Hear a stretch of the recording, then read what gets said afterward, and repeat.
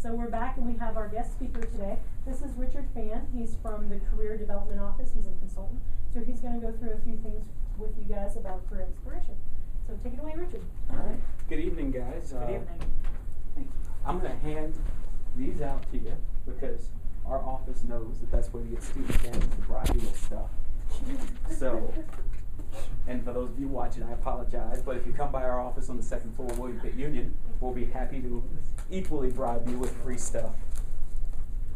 And in career development, our free stuff works out well because we try to brand it.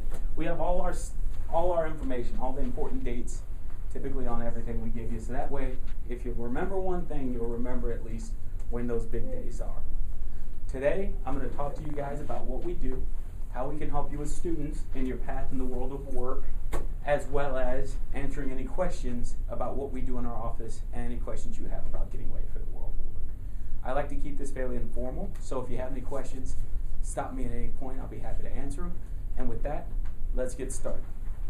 Our office, our whole mindset is to go from start to finish. So I'm a consultant. I'll help you develop your resume, develop your cover letter, interview skills, and also focus on making sure you're the best possible professional you can be before you go out there to the world of work. Our employment development specialists on the other side of the house, all they do is network with employers around the city and around the country to make sure we have the best possible database of employers for you guys.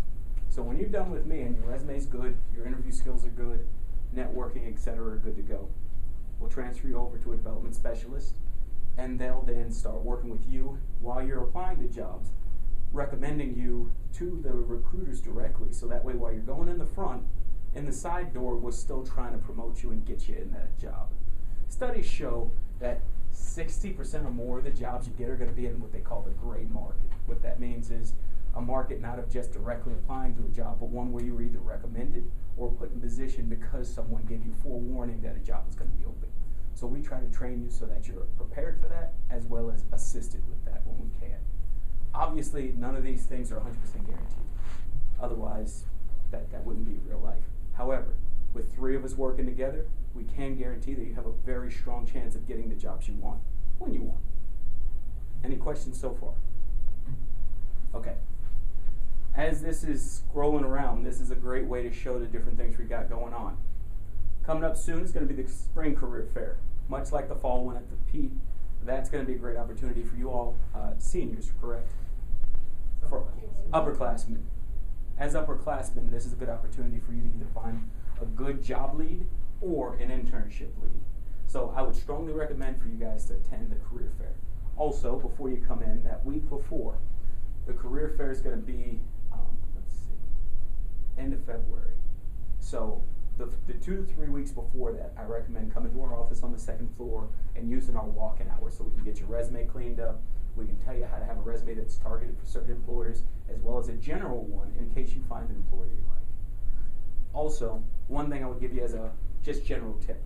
If you're interested in any of the employers in life, if you ever go to any job fair, I look at it as if you're doing speed dating. Never go to see the person you really like first. Go to see the other people, get the nerves out of the way, and then once those nerves are out of the way, go back to the job or the person you really want, and hopefully you'll get it, or him or her. So now I've helped you in two regards, hopefully in love and in job search. Now let me tell you a little bit about myself. Each of our consultants are specialists in certain areas. For myself, I work with health-related fields. So if you're interested in going to PA school, school health and rehab science for PT, etc., if you're interested in going into pharmacy school, or you're interested in anything health-related other than med, dental, anything that would be the pre-professional health committee, you'd meet with me. We have people that deal with engineering and IT, general arts and sciences, and for those of you as upperclassmen who are at a crossroads and you're unsure of what you want to do, we're more than happy to meet with our undecided people because they have different skill assessments you can take to help figure out if what you want to do is really what you're best at doing. Because again, studies show if you get into a job and you're not interested in it, you're going to be gone in 2 years. And that's horrible for you and for the employer because they've invested a lot of money in developing you, and you've invested a lot of time in going to that place. And we'd hate for you to be in somewhere you don't want to be. So I'm going to hand out my card now. And for those of you who want to use me, that's fine. If you need someone in a specific portfolio that I don't fit, I'll be happy to pass along that person's information to you if you email me after this presentation. Uh-oh. So one thing I want to show you here on the website as I'm talking to you about what I do as a consultant are our resources. If you scroll down and you go to our site, which is careers.pitt.edu, it'll change to the student affairs site up top, but that really doesn't matter for you guys right now. Let's go to about. Bear with me, this is my first time using this laptop. Okay, perfect. I'm going to start with the bars here on the left. As you're getting ready, one of the biggest resources in addition to getting your resume done is a cover letter. Cover letter is personally how I see it, as a letter you're sending out to the employers detailing the high points of your resume. It's almost like when you applied to go to Pitt, your statement of purpose, it's a similar style. I typically recommend for students with a cover letter to put a person, a name that you can drop in the top. For instance, if I recommended you for a position, you could say Rich Fan recommended me to apply for this position. That's great because it does two things. One, the person who's reading that, the reason that I'm saying use that name is because it's probably some relation or some industry affiliation with that person. And two, that's going to be a free reference for you. So what I mean by that is, while they're going through the job search process, they're going to see that name, they're going to call them up and say, hey Rich, why'd you recommend this student for this job? And before they've even done the official reference checking portion, either before or after an interview, you're ahead of the game because you're now going to get a strong recommendation before they've even started their formal process. Does that make sense? Awesome. So in order to help you with that, we'll refine it. So as you're working on your cover letters and your resumes, feel free to either come into our walk-in hours, come into my appointment hours, or come in, or not come in and email us, and we'll be happy to review. It usually takes about 2 business days. Also, you see here, I want to show you our hours. You can read that quicker than I can talk about it. For those of you who are watching this, our hours are Monday through Friday, 10 a.m. to 5 p.m. during the academic year and 10 a.m. to 4 p.m. during the summer. In terms of our walk-in hours, they're the same, 10 to 5. As far as appointments, that'll vary depending on the consultant or the specialist. But for the most part, we try to make sure we stay within that 8 to 5 period for your appointments to make sure we're best serving you. In my case, I know I deal with a lot of non-traditional students, so I also leave time for non-traditional times, either after 5, before 8, as needed. So if you see it, if you look on the future links, where you can look, in fact, to find our schedule for our appointments, and you see there's a time that doesn't work for you, email us, and we'll be happy to accommodate you as best as we can. Are you all off campus, or are there any of you on campus? Off campus? On campus. Oh, on campus. Okay, for on-campus purposes too, we do programs and stuff in the residence halls, as well as targeted days where we'll be in the hall to assist for career-related issues. So if you see us or if you need us up there, just let your RA know or let your RD know, and we'll be happy to be up there. Any questions so far? Okay. I'll go down to the services and see if I missed anything.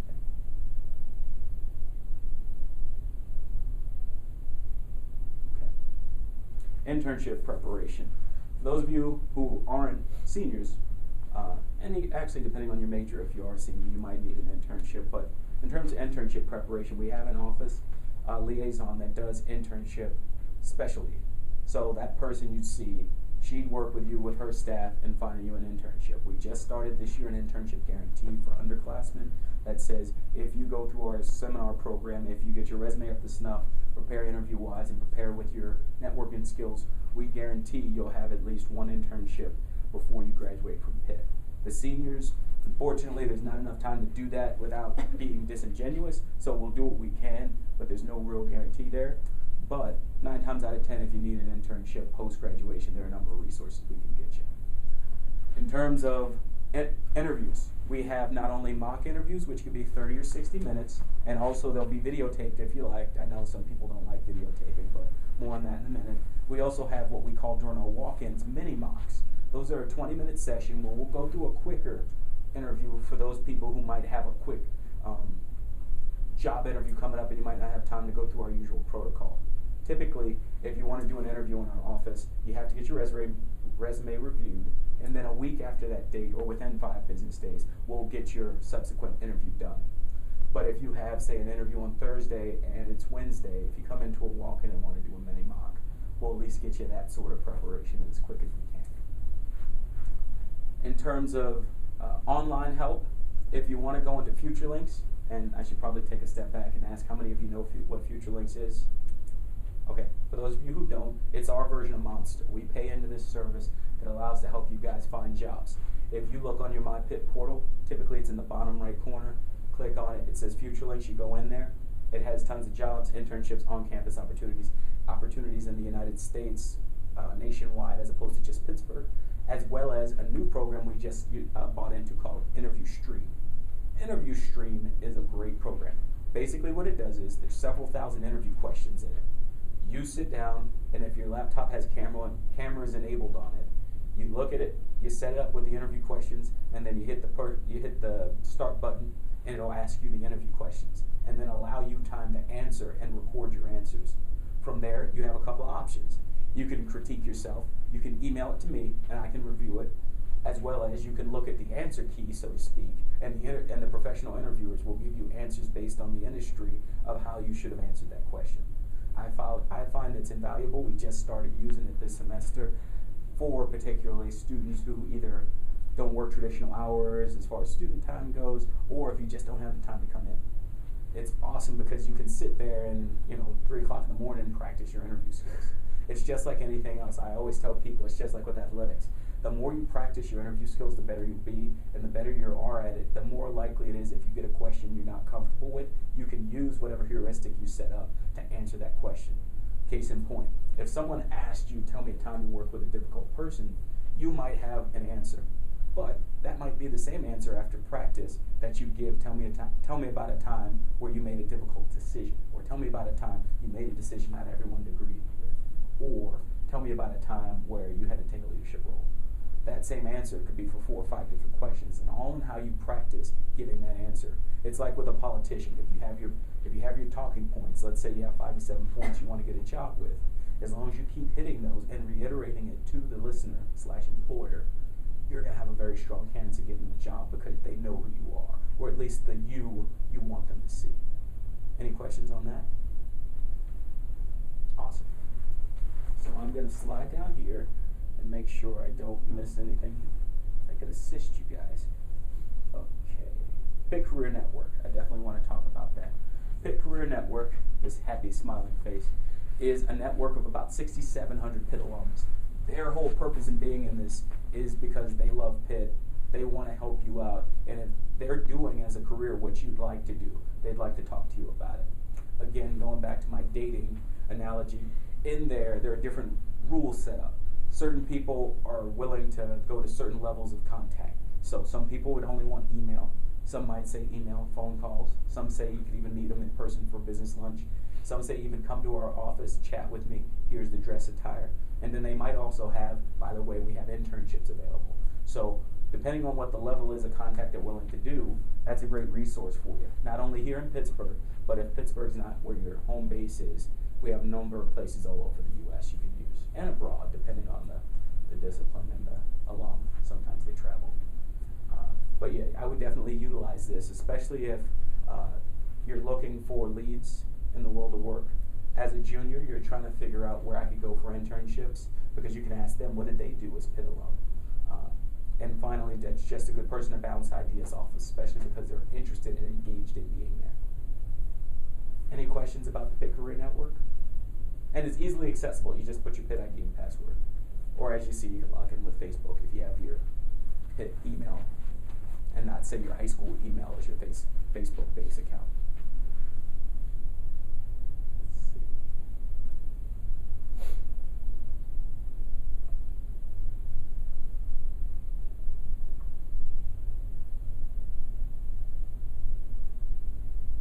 And finally, I want to close up by talking about some of these other resources here on the right side of the website. Obviously, I talked about my pre-professional resources, but as far as salary negotiation, finding a job, formally, undergraduate research, these are going to be more nuancial, more high-level things, especially the salary negotiation. Looking on there, by no means are we experts in negotiation. However, we give you a few tips that you feel comfortable with at your own leisure in using to develop yourself as a smooth, shrewd negotiator when you get to that point of the job search process.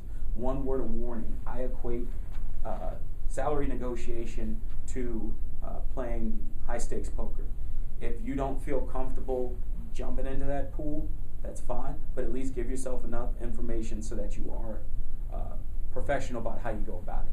For instance, simple rule, first person to mention money loses.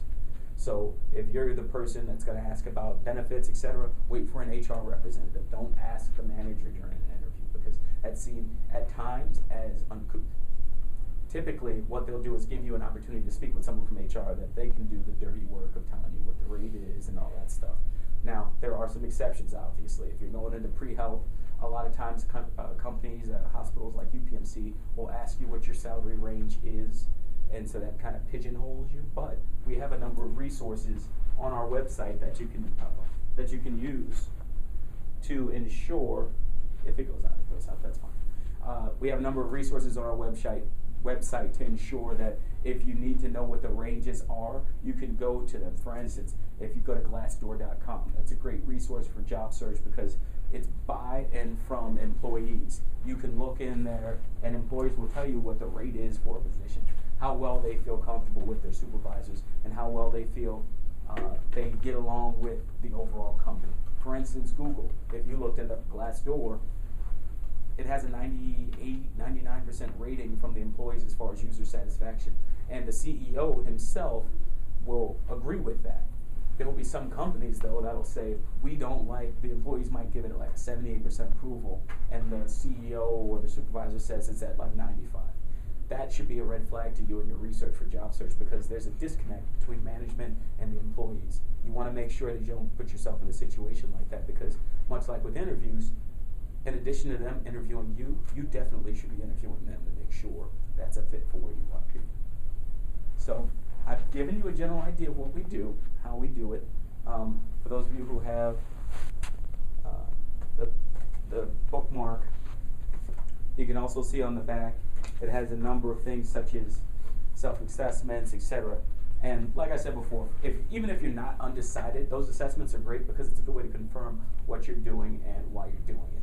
For instance, I have a lot of students that want to go into pre-med, and after we go through the assessments, they like the responsibility in the title, and they don't necessarily like a lot of the work inherent in it. So we start to find jobs that fit their needs. And that's all we try to do in our office. We're not there to tell you you should do this. We say you can do this. And for those of you who feel like I'd like to do something, but right now let's say my grades aren't where they're at, you're not going to walk into my office and I won't tell you you can't do it. But I will say you have to do X, Y, and Z. It might be difficult, but that's what you need to do to get where you need to be. If you can't or you won't do that, that's your decision. But we're here to be a liaison and a resource to you guys in preparing yourselves for the world of work. So at this point, I'm done with my spiel, and I'm open to any questions you all have about the office, what we do, and how we can help you. Or any questions you might just have about job search or internship. Yes? How long after you graduate are these resources available to you? That is a great question. After you graduate, you are guaranteed all of these resources for 1 calendar year. So they would expire, if you guys graduate in May of 2013, this will be available until June 2014. Conversely, if you graduate in December, it's also going to be offered until June 2014. So those of you who graduate in December, you kind of like that a little bit.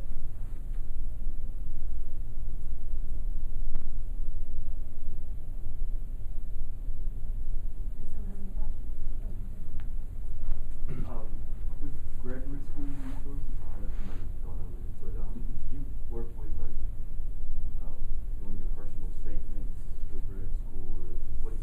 Oh yeah, just like with job search, with graduate school search, we'll work on personal statements.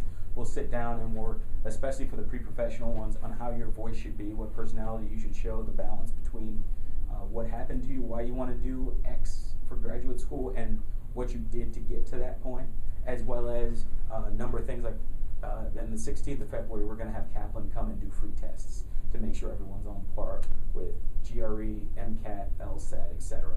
So we try to make sure students on the whole, from start to finish, even if finish is going to grad school and then later their career, are prepared in all of those assets.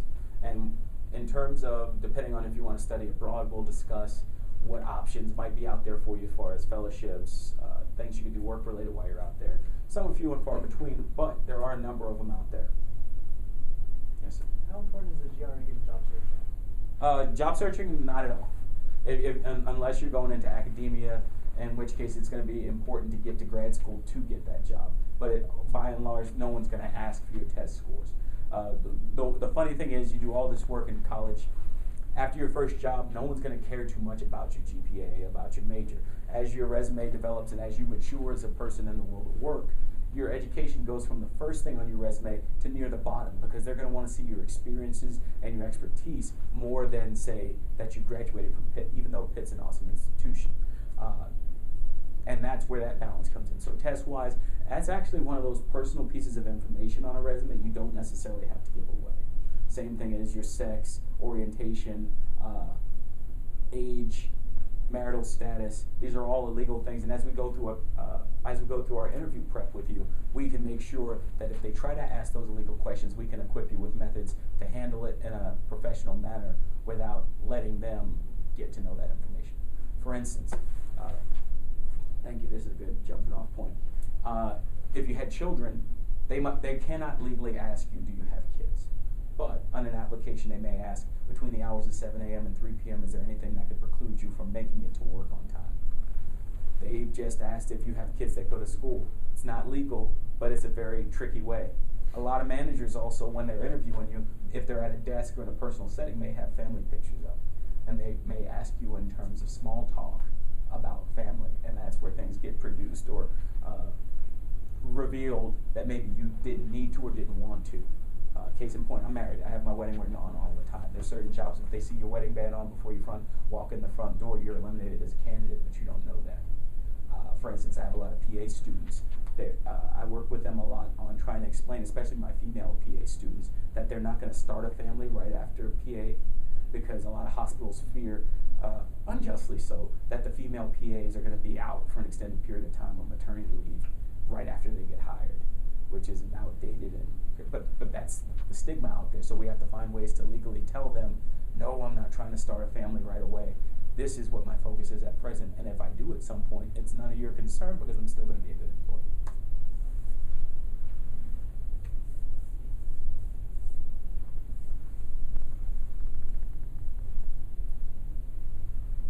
Can I point something out to Sure. the class? In the packet one that we gave you today, it's not in there, but in the next set of questions, which is dealing with world of work, you will be talking about salary and negotiation and stuff. So just keep this in mind when what Richard pointed out there, that one for the next unit of the class. And then grad school is unit 3, so the grad school resources will apply for unit 3. Okay? And those are the resources I was referring to. NACE salary survey, that's a great one. It tells you about the basics. Salary.com. Glassdoor is the one I referred to about the employees, talking about the area. One other thing you want to do in addition to talking about salary and thinking about negotiation is your standard of living. There are a number of places you can use Google to find where they'll calculate what your salary in that city means as far as spending power. For instance, Pittsburgh is one of America's most livable cities. So if you make $60,000, that's making the equivalent of, if you go to New York, 120, because New York is one of the hardest cities to live in. If you make 60 in New York, you're probably spending half of that on travel and amenities to live. So you want to think about things like that. You know, ironically, the most expensive is Alaska, but that makes sense. Everything has to be flown up.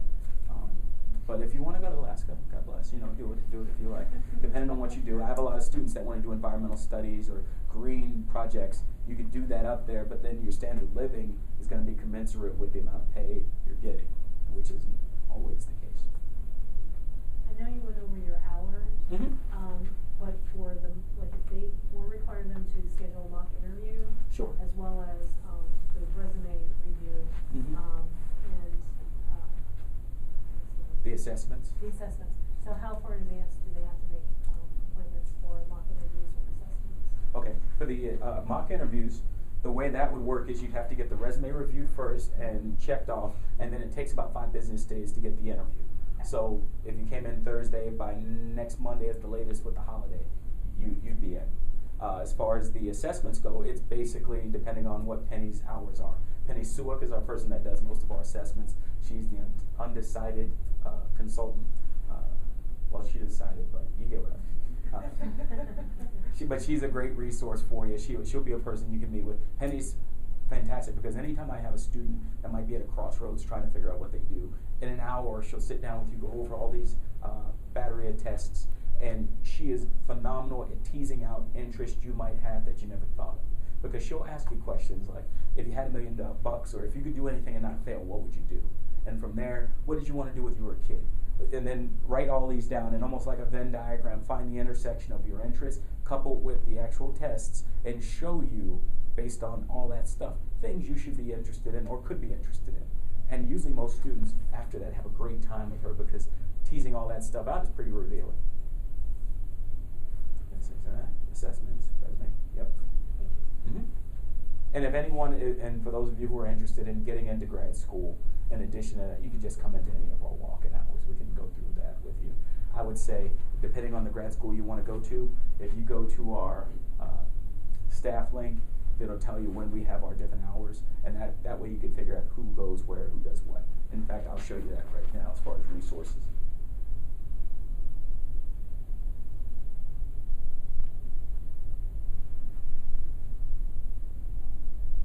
So depending on where you're interested in, all you'd have to do is click on it. For instance, I'll go to mine, health sciences. It's my picture, awkward as it is. And then I've put up a number of links. So if you're interested in any of these areas, you can check the national associations. And if you wanted to get prepped as far as questions they have in their interview process, anything they might want to see in their essays, etc. Each of us are equipped to give you those answers. So even if you came in for a walk-in and you wanted to go to engineering, like grad school for engineering, I might not know everything about it, but I know enough to give you the basic information. And then from there, if you want to meet with Jim McCarthy, who handles that, I could refer you to him. We hope in whatever walk-in time you visit us, your time isn't wasted. So we try to provide as much info as generalists, but at the same time have our portfolios where we can be experts or pseudo-experts. I will tell you point blank now, if I don't know something, I'll tell you. It's better for you to know that I'm pleading ignorant to it than for me to give you false information and then have our trust broken because I tried to be smarter than I was. Yes. So I know that some grad schools like to do interviews. Do the mock interviews go over like questions that grad schools would typically ask, or is it more geared towards like career placement? Oh, great question. Our mock interviews are going to be tailored to whatever you want it to be.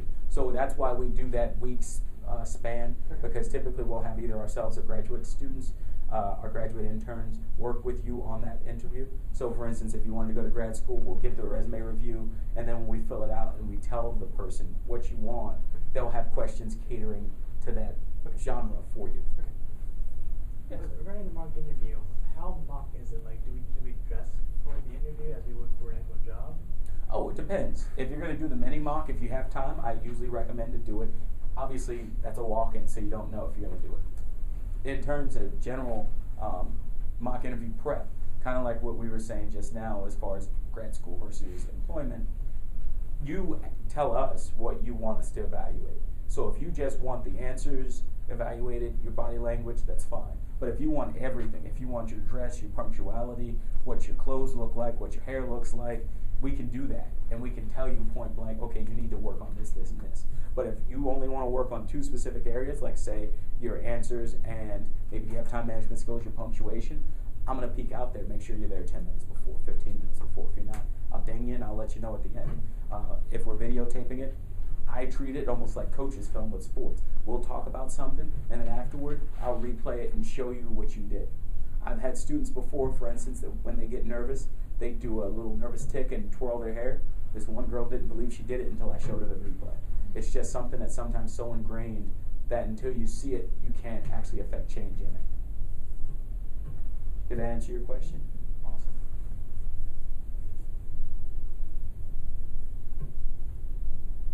Do you know, previously Panther Shadow, do you guys still do that? No, the Panther Shadow program, that's a good question, doesn't really exist as it was, but we do have a program now called Shadow in Your City. What that is similar to Panther Shadow. If you're interested in a specific career or industry, we try to have those shadow appointments set up in the city where you live. So not everyone's going to live in Pittsburgh, obviously. So we try to aim it at the bigger cities. We started with Philadelphia, DC, surrounding areas, and now we've moved as far as New York. So for anywhere between 24 and 48 hours, our staff will be down there with you, take you on a tour, let you meet with the employer's recruiting coordinator, whomever it is that's going to be the liaison, and then from there go home. We've done it so far with Google. We've done a couple of sites government-wise in DC, and we did a couple, the names escape me, I apologize, in Philadelphia. So if you're interested in signing up for that, that would be in our internship section, Okay. as well as in future links, we'll have sign-ups for those as well. That was my question. Thank you. Mm-hmm. And then future links, they can contact alumni. Oh no, that's Or is separate. that different? Okay. Yeah, Future Links is really like our version of Monster, so that's going to Right. help them with job search, Job search, internship. okay. In terms of meeting with alums, that would be the Pitt Career Network, which is right here under highlights. Because they're also required to either do a job shadow or meet with an alumni. Okay, okay. Or someone in the field. Mhm. So those are the resources they would use. That would be the career. What did you say? Pitt Career Network, it'll be located under highlights on our I website. see it now. Thank you. And then also Candid Career is a good one too. That is a resource where you click on that and it's anywhere between 5 minutes if you click on an individual clip to up to a half hour of people describing, sitting down and having a filmed interview where they describe what they do, how they got into it. So it's akin to what you do with the Pitt Career Network, only it's in a taped format. So it's like saved for posterity. Because not everyone wants to answer the same questions X number of times. And then- Though there's no guarantee though that one is going to be all Pitt alums because it's a national service. And then shadowing your city is under the internship. It's under internship, but mainly it's going to be in Future Links. You sign up for it in Future Links, and you do it ahead of time. We'll have a number of those opportunities listed both in the spring and summer, and particularly in the summer for the students that go back home. That way you don't have to worry about what am I going to do shadow-wise if I don't have the industry of choice here in Pittsburgh. Mm-hmm. So is there anything else I can answer for you guys today? I feel like I've talked your heads off.